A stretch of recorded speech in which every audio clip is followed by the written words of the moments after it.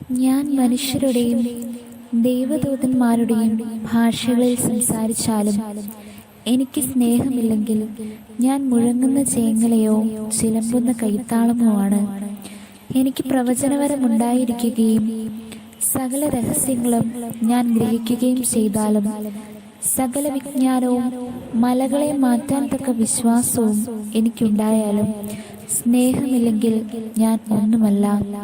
ഞാൻ എൻ്റെ സർവ്വസമ്പത്തും ദാനം ചെയ്താലും എൻ്റെ ശരീരം ദഹിപ്പിക്കുവാൻ വിട്ടുകൊടുത്താലും സ്നേഹമില്ലെങ്കിൽ എനിക്ക് ഒരു പ്രയോജനവുമില്ല. സ്നേഹം ദീർഘക്ഷമയും ദയയുമുള്ളതാണ്.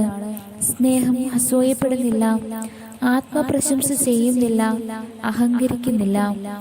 സ്നേഹം അനുചിതമായി പെരുമാറുന്നില്ല, സ്വാർത്ഥം അന്വേഷിക്കുന്നില്ല, കോപിക്കുന്നില്ല, വിദ്വേഷം പുലർത്തുന്നില്ല. അത് അനീതിയിൽ സന്തോഷിക്കുന്നില്ല, സത്യത്തിൽ ആഹ്ലാദം കൊള്ളുന്നു. സ്നേഹം സകലതും സഹിക്കുന്നു, സകലതും വിശ്വസിക്കുന്നു, സകലതും പ്രത്യാശിക്കുന്നു, സകലത്തെയും അതിജീവിക്കുന്നു. സ്നേഹം ഒരിക്കലും അവസാനിക്കുന്നില്ല.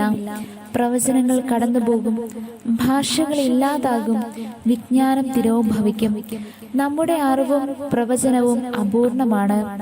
പൂർണമായവ ഉദിക്കുമ്പോൾ അപൂർണമായവ അസ്തമിക്കുന്നു. ഞാൻ ശിശുവായിരുന്നപ്പോൾ ശിശുവിനെ പോലെ സംസാരിച്ചു, ശിശുവിനെ പോലെ ചിന്തിച്ചു, ശിശുവിനെ പോലെ യുക്തിവിചാരം നടത്തി. എന്നാൽ പ്രായപൂർത്തി വന്നപ്പോൾ ശിശുസഹജമായവ ഞാൻ കൈവെടിഞ്ഞു. ഇപ്പോൾ നമ്മൾ കണ്ണാടിയിലൂടെ അവ്യക്തമായി കാണുന്നു, അപ്പോഴാകട്ടെ മുഖാഭിമുഖം ദർശിക്കും. ഇപ്പോൾ ഞാൻ ഭാഗികമായി അറിയുന്നു, അപ്പോഴാകട്ടെ ദൈവം എന്നെ പൂർണ്ണമായി അറിയുന്നത് പോലെ ഞാനും പൂർണ്ണമായി അറിയും. വിശ്വാസം, പ്രത്യാശ, സ്നേഹം ഇവ മൂന്നും നിലനിൽക്കുന്നു. എന്നാൽ സ്നേഹമാണ് സർവോത്കൃഷ്ടം.